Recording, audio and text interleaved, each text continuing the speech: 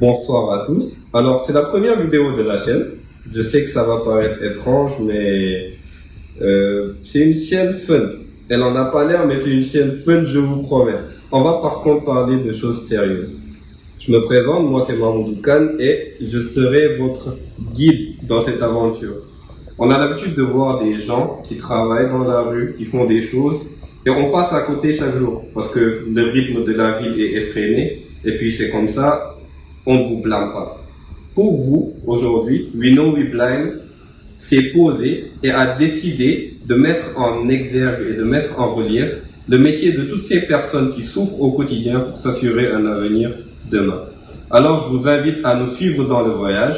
On va essayer de pas trop être ennuyeux et essayons d'apprendre tous ensemble. Le hasard faisant bien les choses, on était en train de faire des interviews pour savoir exactement le ressenti des gens qui travaillent dans la rue. Et nous sommes tombés sur un journaliste. Tonton salam alaikum. Waalaikum salam. Je vous laisse vous présenter. waaw man maa ngi tudd Mamadou Diagne Junior. dëkk Fass Mbao. Télimam Diar mais maa ngi nekk Rayb FM. STM bi ginnaaw Ray Nord jàkkaarloog Massa Waranka. macha allah waaw yor fa émission Kumer Boko. Kumer Boko. waaw émission oui. waaw loolu xam naa ni gars yi après nañ ko dem seetaani incha allah. d'accord. mën nga présenté wu bu ñu ñuy seetaani. man maa ngi tudd Etienne Ndour. dëkk Sacré-Cœur.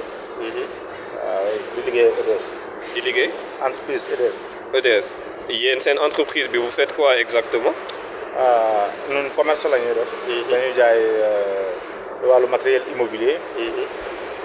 ak di comment dire des accessoires pour comment dire montre wala téléphone affaire yooyu. Le type d'accessoire quoi. Vous faites du commerce en gros. C'est notre thème d'aujourd'hui, c'était vis-à-vis du développement. Parce qu'on a remarqué qu'il y a beaucoup de personnes qui jaay ci mbedd bi. On leur a posé des questions et la majorité ils ont des perspectives d'avancement ñoo ngi daan seen doole mais gëm naa ni seen liggéey bi metti na trop léegi ñun dañ doon laaj seen xalaat vis-à-vis de loolu. waaw d'accord peut-être réew mi peut-être xaw na métti tuuti. mais nag bu amul ndey namp moom la ñuy wax n'est-ce pas. waaw d'accord de ce fait nag ñun ñëpp vraiment ñu xëyee dañuy dóoriwaat. peut-être mën ngaa dóoriwaat tey xëy na peut-être mu xaw a tane suba du tane. mais nañ jàpp teew bay rek incha allah au fur du temps.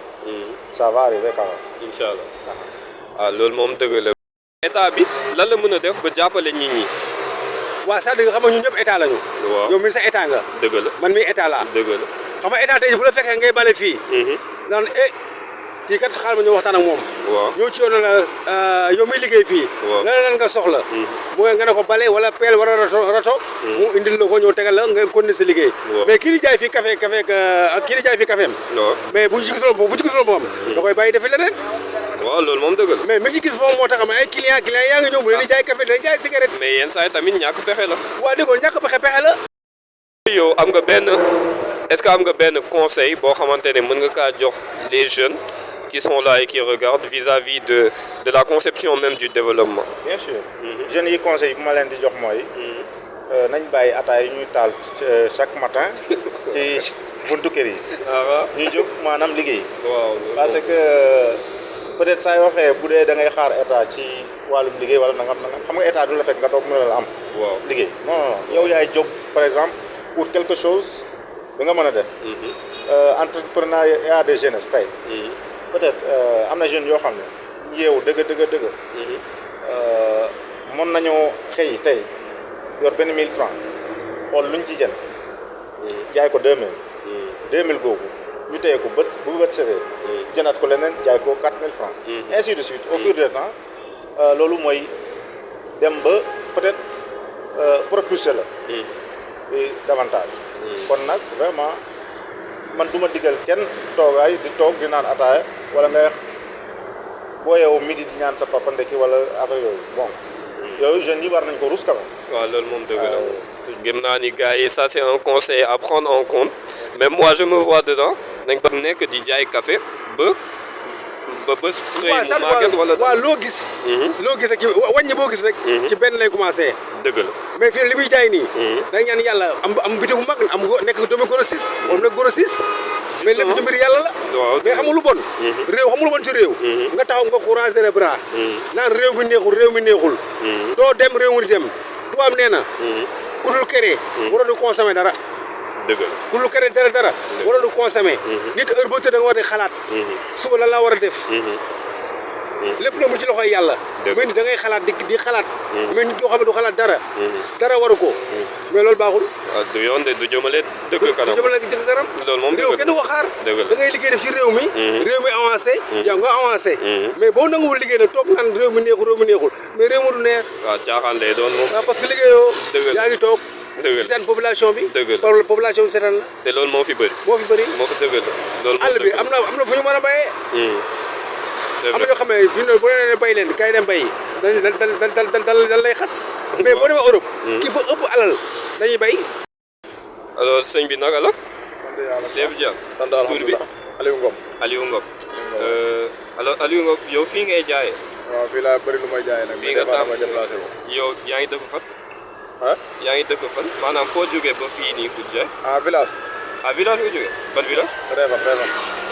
Réfane. yow séeréer. séeréer laa wax. bu loolu laa de yow ñun une discussion bi daa commencé par de mauvais pied. looy wax de. mais liggéey bi nag comment ça se passe exactement metti na. ah non xam naa liggéey moom métti na moom. waaw liggéey bi waaw moom parce que liggéey ci mbedd moom. yombul métti na ak naaj bi nii gaañ. oto yi fu ne moto di fa génne yooyu noonu.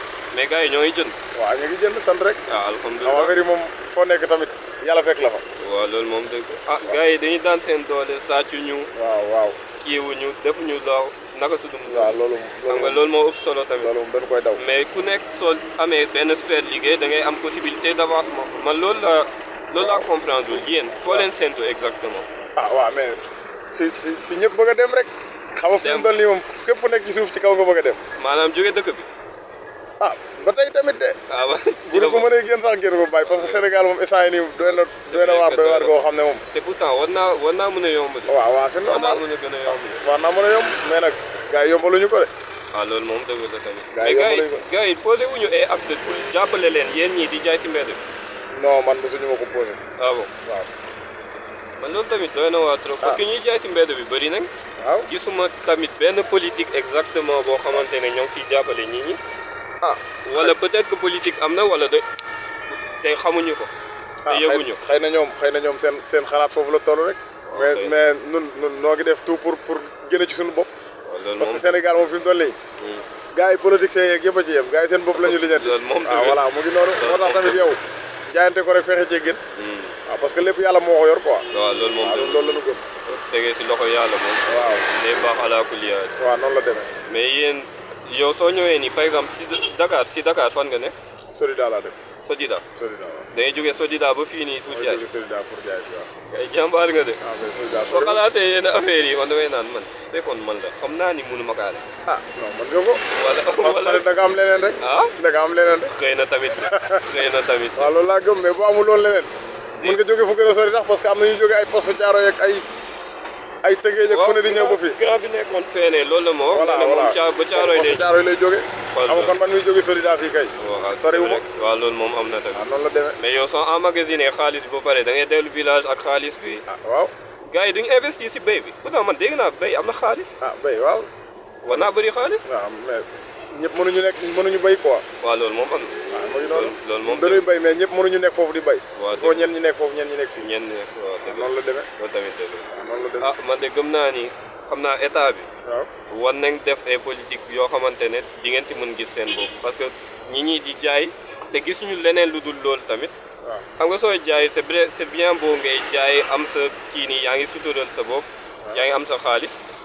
un minimum au moins sàccoo. waaw loolu moom sant yàlla la. mais war ngaa mën a avancer si loolu tamit. ah waaw man gëm naa loolu. gëm na ne avancement mu ngi am sax. ah waaw parce que booy débuté moom. affaire da métti doo commencé fii mais nag ba ngay dem ci kaw da ngay gëm ne da ngay dem rek. noonu la demee. nànk ba egg. nànk ba nga yàgg ci kaw rek. ok yàlla baax na. waaw yàlla baax est-ce que am nga métier. métier waaw. comme genre non bëriwul nag. bëriwul non non mais am na loo mën waaw am na lu mu mën moom forcé par exemple jaay bi mën nga ko mën na jaay yow mën nga nekk commercial par exemple ça c'est une possibilité mën nga nekk commercial ci benn entreprise ñu lay fay waaw war naa mën nekk alors sëñ bi naka la maa ngi nii alhamdulilah yaa ngi si jàmm maa ngi ci jàmm tur bi Ibrahima